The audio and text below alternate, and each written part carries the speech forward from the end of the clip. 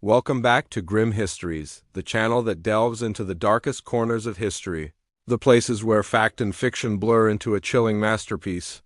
Tonight we unravel the gruesome tale of Elizabeth Báthory, the Blood Countess, a woman whose name whispers through the ages, a name synonymous with unimaginable cruelty and a legend that transformed her into the world's first female vampire. But before we plunge into the abyss of her alleged crimes, let me ask you this.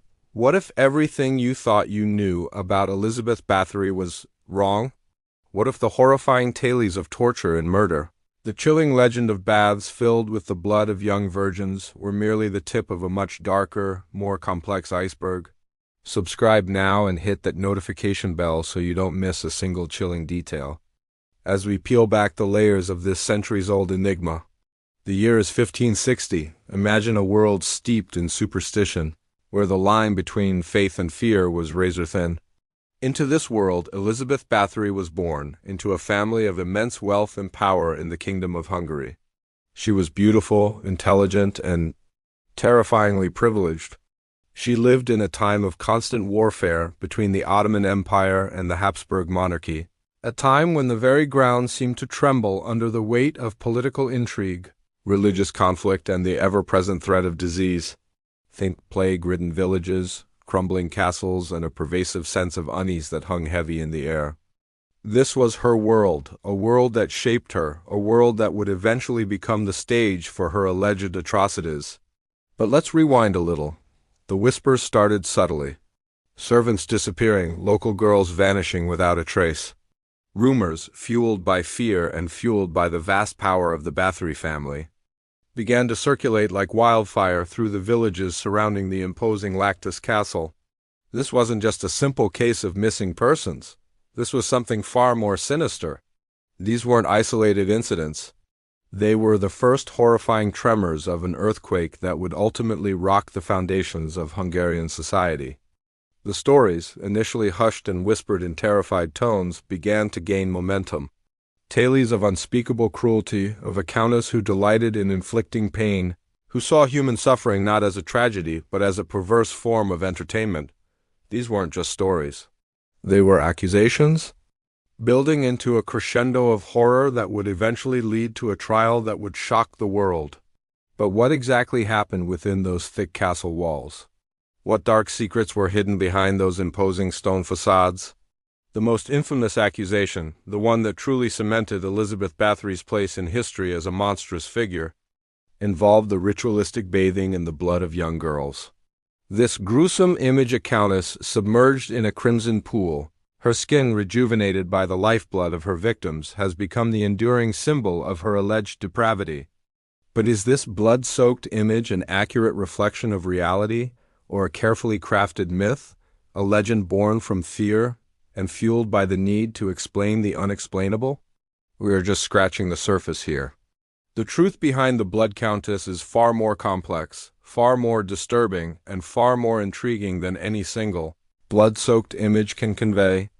We'll delve into the details of her trial, the political machinations that played a key role in her downfall, and the historical context that shaped both her actions and the way her story has been interpreted for centuries.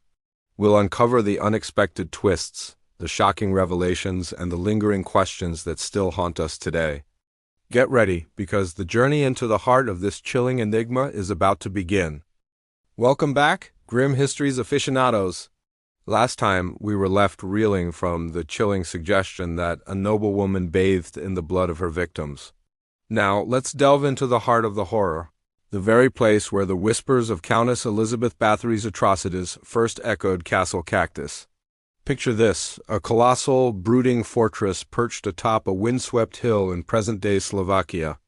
Cactus Castle in the 16th century wasn't some romantic fairy tale dwelling.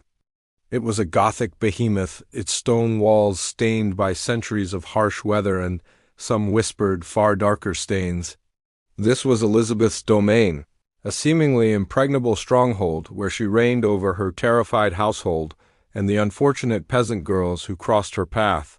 The castle itself played a crucial role in the Countess's reign of terror. Its remote location, shrouded in dense forests and treacherous terrain, offered a chilling sense of isolation. Escape was nearly impossible. The thick stone walls, the narrow, winding corridors, the cold, damp dungeons, they weren't just architectural features. They were tools of imprisonment and terror. Imagine the chilling screams muffled by the stone, the desperate pleas lost in the howling wind. Can you almost feel the icy grip of fear clinging to the very stones? But it wasn't just the castle's physical attributes that amplified the horror. The atmosphere within those walls was thick with a palpable sense of dread. Rumors spread like wildfire among the local villagers, whispers of screams, of disappearances, of unspeakable acts committed within the castle's shadowed depths. These weren't just rumors. They were the chilling echoes of a brutal reality. Elizabeth, mistress of the castle, wasn't just a cruel woman. She was a woman of immense power, a power born of her noble birth and the vast wealth she commanded. This power allowed her to operate with a terrifying impunity, shielded from the consequences of her actions by her social status and the fear she inspired. Her victims were primarily young peasant girls, plucked from their homes and brought to the castle under the guise of service. What a horrifying deception. The accounts of what happened inside are, well, let's just say they're not for the faint of heart. Torture was commonplace. Records detail horrific methods: beatings, branding, starvation, and even the mutilation of her victims. These weren't random acts of cruelty. They were calculated, systematic, and driven by a chilling obsession that historians still grapple to fully understand. But here's where things get truly bizarre. Beyond the undeniable physical torture, the stories speak of a far more disturbing element: the legend of the bloodbaths. Were these merely exaggerated tales spun from fear and superstition, or was there a terrifying kernel of truth hidden within? Did Elizabeth truly believe that bathing in the blood of young virgins would preserve her youth and beauty? Or was it a twisted expression of power, a macabre ritual designed to solidify her dominance over life and death? The truth, as always, remains elusive, shrouded in the shadows of history and the grim legacy of Lactus Castle. Was it madness? Was it vanity? Or was it something far more sinister? Something we might not even be able to comprehend today? We left off with Elizabeth Báthory, the Countess of Cactus, ensconced in her chilling castle, surrounded by whispers of unspeakable horrors. We've explored the brutal reality of her reign of terror, but now we delve into the truly unsettling heart of the darkness, a realm of torture, witchcraft, and a descent into madness that went far beyond mere cruelty. The year is 1608. Rumors, thick as the fog rolling in from the Carpathian Mountains, had finally reached the ears of King Matthias II of Hungary. These weren't just whispers of a cruel mistress. They spoke of satanic rituals, the screams of tortured girls, and a chilling obsession that transcended any earthly logic. What fueled this descent? Could it have been mere sadism, or was something far more sinister at play? The accusations hurled at Elizabeth were as horrifying as they were bizarre. They weren't simply about beatings or imprisonment. The most shocking allegation, the one that cemented her place in history's darkest annals, was that she bathed in the blood of young girls. Can you imagine the scene? The cold stone of a medieval bath, the crimson liquid swirling around her, the terrified screams echoing in the castle's cavernous halls. It's a terrifying image, a vision that fuels nightmares even centuries later. But was it true? Or was this a carefully crafted narrative, born from the superstitious fears and political machinations of a deeply troubled era? The medieval mindset was rife with superstition and religious fervor. Witchcraft trials were commonplace, and the line between heresy and reality often blurred. Elizabeth, a powerful noblewoman, was an easy target for those seeking to seize her lands and wealth. The very idea of a noblewoman engaging in such dark practices offered a potent cocktail of shock and fear. It was a perfect storm, a combination of genuine cruelty, widespread superstition, and political maneuvering that painted a chilling portrait of a woman possessed by demonic forces. Think about the context. The 17th century was a time of deep religious fervor. The Reformation had shaken Europe to its core, leaving a legacy of religious extremism and suspicion. Accusations of witchcraft were not merely social transgressions. They were acts of heresy, punishable by the most brutal forms of torture and execution. Elizabeth's alleged actions, therefore, weren't just criminal. They were blasphemous, an affront to God and the established order. But let's not forget the horrific reality behind the accusations. Even if the bloodbaths were exaggerated, the evidence suggests a pattern of brutal abuse and torture. Several girls were found dead or severely injured in her castle, bearing the marks of horrific violence. Were these acts driven by a thirst for power, a perverse need to control young lives, or a twisted belief in some sort of dark, rejuvenating ritual? The answers, even today, remain shrouded in the grim mists of history. The line between fact and legend blurs, leaving us with a chilling legacy and a lingering question: how much of the Blood Countess is truth, and how much is the terrifying product of a superstitious age? So, the whispers turned to accusations, the rumors to a full-blown scandal. Elizabeth Báthory, Countess of Ext, was arrested. But was this the end of the story, or merely the beginning of a far more twisted tale? Imagine the scene: the imposing walls of Cactus Castle, once a symbol of power and privilege, now echoing with the chilling sounds of investigation. The year is 1610, and the trial of the Blood Countess is about to begin. The accusations were horrific, painting a picture of unspeakable cruelty. But the details were hazy: 40 or 50 victims? More? The numbers themselves were almost as monstrous as the alleged crimes. Were these accusations mere fabrications, a plot hatched by jealous nobles seeking to seize her vast wealth and lands? Or was there a kernel of truth buried beneath the layers of aristocratic intrigue? Remember, we're talking about the early 17th century. Justice wasn't exactly blind. It was often swayed by power, wealth, and social standing. Elizabeth's trial wasn't a fair and impartial proceeding. It was a political chess match played on a blood-soaked board. Her enemies, powerful families who coveted her estates and influence, had the resources and connections to manipulate the proceedings. They spun a web of deceit, using fear and superstition to paint her as a monster beyond redemption. Think about it: a powerful woman, defying the rigid patriarchal structures of the time. She held immense power and wealth, a threat to the established order. Was her condemnation a result of her crimes, or a consequence of her gender and social standing? This wasn't just a trial.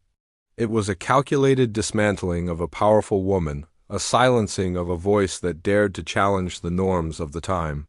The trial itself was a spectacle, a macabre display of the era's superstitions and prejudices. Testimonies were gathered from terrified servants, their words laced with fear and self-preservation. Many accounts spoke of torture, mutilation, and the chilling ritual of bathing in the blood of young girls. But how much of this was genuine testimony, and how much was the product of coercion, rumor, and the intense pressure to conform to the prevailing narrative? The line between truth and fabrication blurred, obscured by the fog of fear and political maneuvering. One of the most intriguing aspects of the trial was the involvement of King Matthias II. He was a shrewd political player, and his decision to intervene suggests that the matter was far more complex than simple accusations of murder. His involvement points to a possible power struggle, a battle for control over vast territories and significant wealth. Was Elizabeth's condemnation a political move, designed to consolidate power and wealth within the ruling circles? The court's verdict, predictably, was guilty.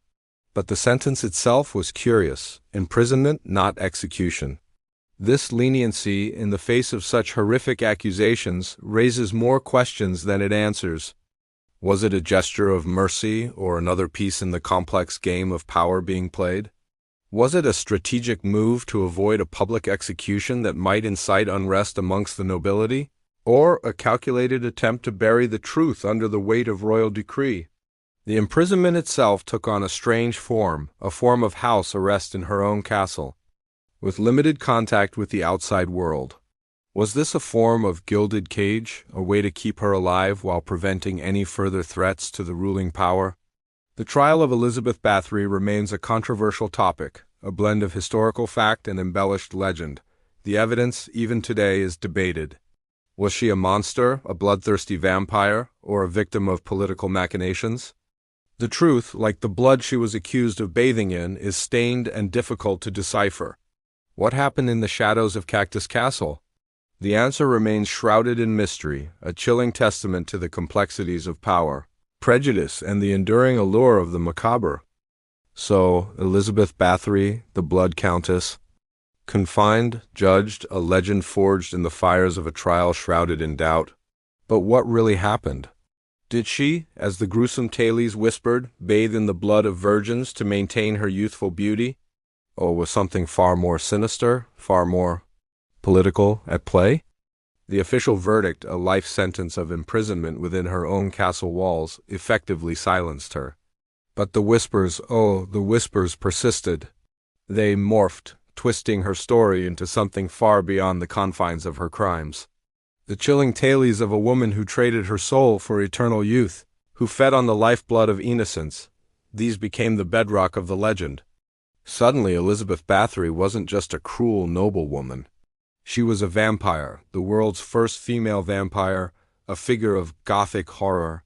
Think about it, the timing was perfect. Europe was steeped in superstition and fear. The Reformation had shaken the foundations of the Catholic Church, leaving a vacuum filled by anxieties and a renewed fascination with the devil. Stories of witches, werewolves, and vampires flourished in the darkness. Elizabeth Báthory, already a figure of immense notoriety, became the perfect vessel for these anxieties. Her story became a cautionary tale, a chilling reflection of the societal fears of the time. But let's peel back the layers of legend. The official records, while damning, lacked the sheer scale of brutality attributed to her in later folklore. The number of victims varies wildly depending on the source, ranging from a few dozen to hundreds, even thousands. This discrepancy alone should raise eyebrows. Was the number inflated to justify the actions of the powerful families who orchestrated her downfall? Consider the political climate. The Báthory family was immensely powerful, but their influence was waning. Accusing Elizabeth of such monstrous crimes not only removed a potentially troublesome figure but also served as a way to seize their vast wealth and lands. Her trial, conducted largely in secret, lacked the due process we'd expect today. Many historians believe that key evidence was fabricated or manipulated to fit a predetermined narrative. Imagine the pressure on the witnesses, many of them peasants terrified of the powerful families involved. Were they coerced? Were their testimonies truthful, or were they simply repeating what they'd been told to say? The bloodbathings, a particularly lurid detail and undeniably central to the vampire mythos. But even this detail is open to interpretation. Some historians suggest that the accusations of bloodbathing were symbolic, representing the cruelty and violence that were undoubtedly present in her actions. Others propose a more mundane explanation, the use of blood in medieval folk medicine. A practice not uncommon, even if barbaric by today's standards. Did Elizabeth believe in some twisted form of this practice, or was it yet another element of the carefully constructed narrative designed to destroy her? The truth, as it often does, lies somewhere in the shadows between these extremes. Elizabeth Báthory was undoubtedly guilty of horrific crimes, a cruel and violent woman who abused her power. But the legend, the vampire myth, was a later construction, a product of its time, built upon a foundation of political maneuvering and societal anxieties. The Blood Countess may not have been a literal vampire, but the chilling legacy she left behind continues to fascinate and terrify us centuries later. The unsettling truth is that the line between reality and legend, between cruel reality and terrifying myth, often blurs, making it impossible to definitively separate the woman from the monster. So there you have it. Elizabeth Báthory, the Blood Countess, a woman whose name is synonymous with cruelty, bathed in the lurid glow of legend and whispered accusations. We've journeyed through the chilling reality of her reign of terror in Cactus Castle, witnessed the brutal methods employed, torture, murder, the chilling whispers of bloodbaths, all steeped in the superstitious anxieties of the 17th century. We've seen the machinations of a powerful family desperately attempting to protect their image, a trial shrouded in political maneuvering, and a sentence that conveniently shielded them from the full weight of justice. But what remains, echoing through the centuries, is not just the undeniable horror of her actions, but the enduring power of myth. Did she truly believe herself to be rejuvenated by the blood of her victims? Was this a twisted delusion, a product of a warped mind influenced by the superstitions of her time, or a calculated cover for something far more sinister? The historical record, fragmented and often biased, leaves us with more questions than answers. The very act of constructing her narrative as a vampire serves as a chilling commentary on the patriarchal society that sought to demonize and silence a woman who dared to challenge the established order, perhaps even exercising a degree of power her male counterparts would never tolerate. Her story is a testament to the enduring power of fear, the seductive allure of myth, and the enduring mystery of the human heart's capacity for both unimaginable cruelty and enduring fascination. What do you think? Was Elizabeth Báthory a monstrous killer driven by dark desires, or a pawn in a larger game of power and deception? Let me know your theories in the comments below. And if you enjoyed this chilling journey into the grim histories of the past, don't forget to like this video and subscribe to Grim Histories for more terrifying tales from the dark side of history.